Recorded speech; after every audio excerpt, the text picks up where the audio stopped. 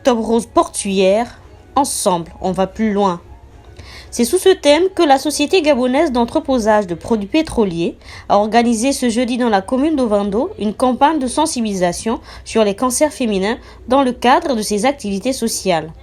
L'événement s'est déroulé dans l'enceinte du lycée technique Omar Bongo où les étudiants de l'Institut des techniques d'Ovando ont pu bénéficier d'amples informations sur la nécessité de se faire dépister. Le cancer féminin ou les cancers féminins sont un fléau, nous le savons tous, international. Ce qui doit nous amener tous à prendre conscience et nous inviter à plus de vigilance.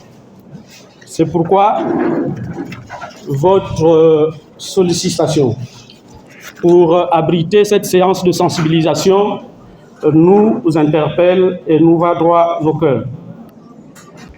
Nous sommes réunis aujourd'hui dans le cadre de l'action de la SGPP, réalisée au sein de l'ITO, l'Institut de technologie d'Ovando. Cette entreprise résolument engagée dans la RSE ne se limitera pas aujourd'hui uniquement à la sensibilisation des élèves et du corps professoral. Elle a prévu de doter cet institut de 2 dons.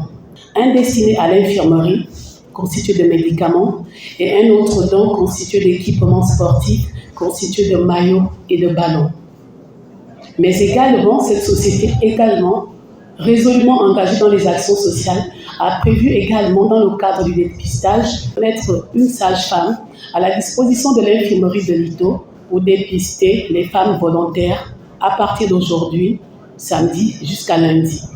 Le directeur général de la SGEPP, dans son allocution, a encouragé les efforts de la Fondation Sylvia Bongo Ondimba dans la lutte contre les cancers féminins, tout en réaffirmant l'appui du projet Octobre Rose Portuaire aux activités liées à la campagne Octobre Rose. Aussi, un don de matériel infirmier et de kits sportifs a été remis au secrétaire général de l'Institut des techniques d'Ovando, dans l'espoir que ce geste social vienne participer à l'éclosion du dit établissement. Octobre Rose qui nous réunit aujourd'hui est un événement d'une haute portée car il s'agit pour nous tous de montrer notre élan commun à nous investir dans la lutte contre le cancer, cette maladie qui fait tant de ravages dans le monde.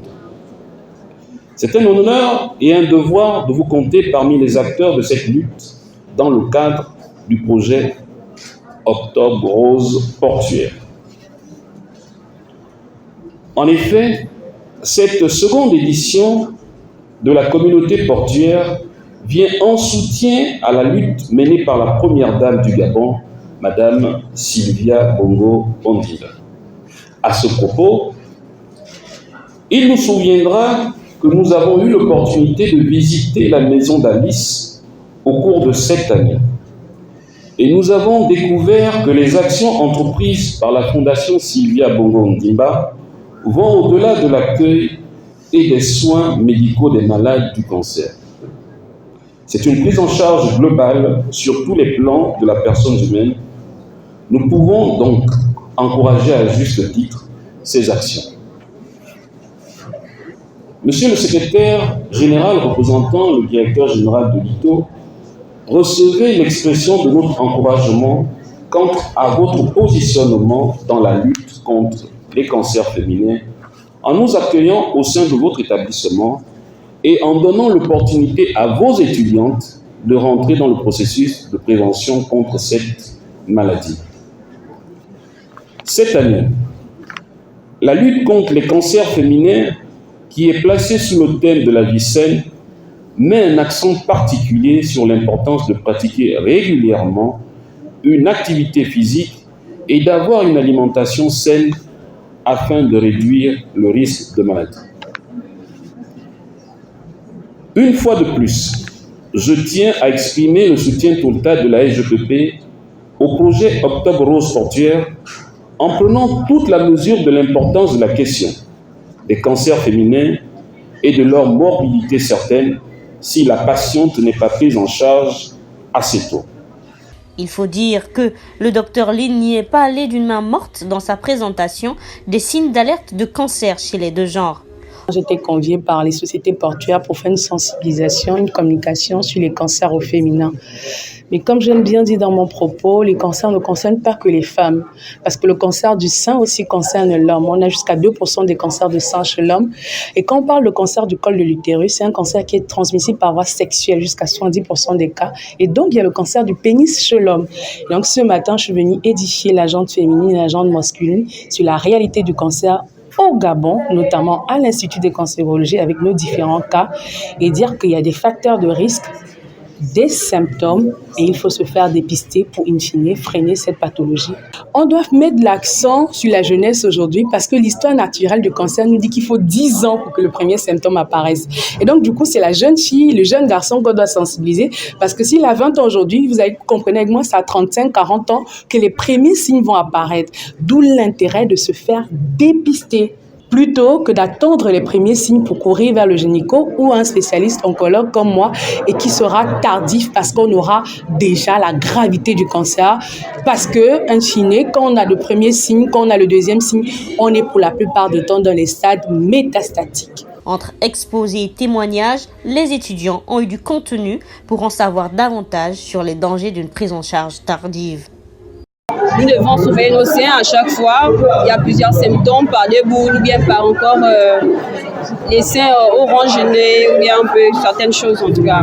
Le col de l'utérus, vraiment, ça m'a intéressé parce que elle nous a fait comprendre que nous fragilisons trop notre col. Et je ne savais pas vraiment, c'est vrai que je savais que pour nettoyer certaines choses, mais à base des produits que nous prenons et certaines choses, nous fragilisons le col et il y a des cancers par la langue, par l'anus, par l'utérus et plusieurs choses encore. Donc beaucoup de choses ont changé parce que déjà, j'ai aimé parce que ça m'a édifié. Par rapport à moi-même aussi parce que j'utilisais beaucoup d'hygiène pour prendre soin de, on va dire des mafoufounes, je n'ai pas trop dit des mots très extravagants.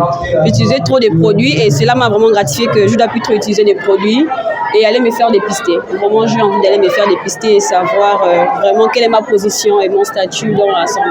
J'ai retenu que le cancer du col de l'utérus peut aussi se contaminer de la femme à l'homme par les rapports sexuels et aussi se faire dépister régulièrement pour les différents types de maladies qui existent, le VIH, le cancer du col de l'utérus, le cancer du sein. Et pour les hommes aussi, ils doivent se faire dépister parce que le cancer du sein ne concerne pas seulement les femmes mais aussi les hommes. Donc du coup, faisons-nous dépister. En ce qui concerne le cancer de l'homme, je peux s'appeler en ce qui concerne le cancer du sein précisément, que le cancer du sein ne s'agit pas seulement que de la femme, il s'agit aussi de l'homme aussi. De la même manière que la femme se fait dépister, l'homme aussi doit aussi se faire dépister. Au sortir de cette rencontre, les étudiants mieux instruits ont promis de se faire dépister et surtout de rectifier le tir dans leur comportement et habitudes sexuelles.